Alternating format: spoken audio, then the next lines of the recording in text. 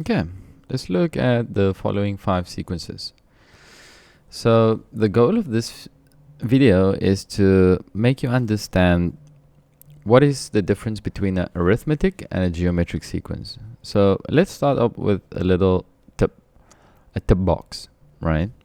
So to find an arithmetic sequence, we will usually see an addition or subtraction of some value between numbers. If we want to find a geometric sequence, we will usually see a multiplication or division between numbers.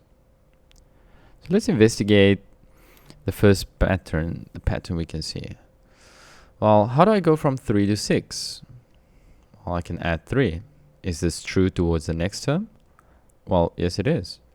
I can add 3 again. And then I can continue doing the same thing. If I look at the second one, however, I can say 2 plus 2 is 4, but 4 plus 2 is not 8.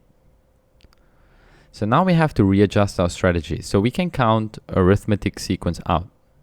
Okay, so I'll put an A here. This A would refer to arithmetic. I can say, well, to go from the first term to the second term, I multiply 2. To go from the second to the third term, multiply 2. And this rule is true, or this continuation is true for every single term. What about the next one? Ooh, now we have some fractions. Well, addition will not work, right? Because a half plus a half is 1. I have a quarter. Well, what I can do is I can multiply 1 over 2. Is this true for the next term? Well, 1 over 4, let's do the equation over here. So 1 over 4 multiply 1 over 2 does in fact give me 1 over 8. And again, we can multiply this with 1 over 2. So B would be a geometric sequence. C would also be a geometric sequence.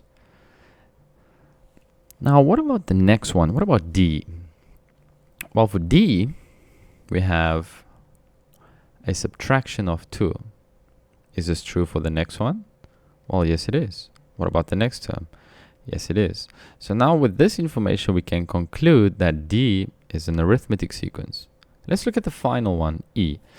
So how do I go from 5 to 12? Well, I can add 7. That's not true for the next term. So that doesn't work. I can multiply some decimal by 5 to find 12, but the numbers are increasing to decreasing. So now this is neither arithmetic nor geometric. It's just some numbers. So what are some key things we need to know? Well, I will take the first sequence. Well, let's rewrite it. 3, 6, 9, and 12. When it comes to an arithmetic sequence,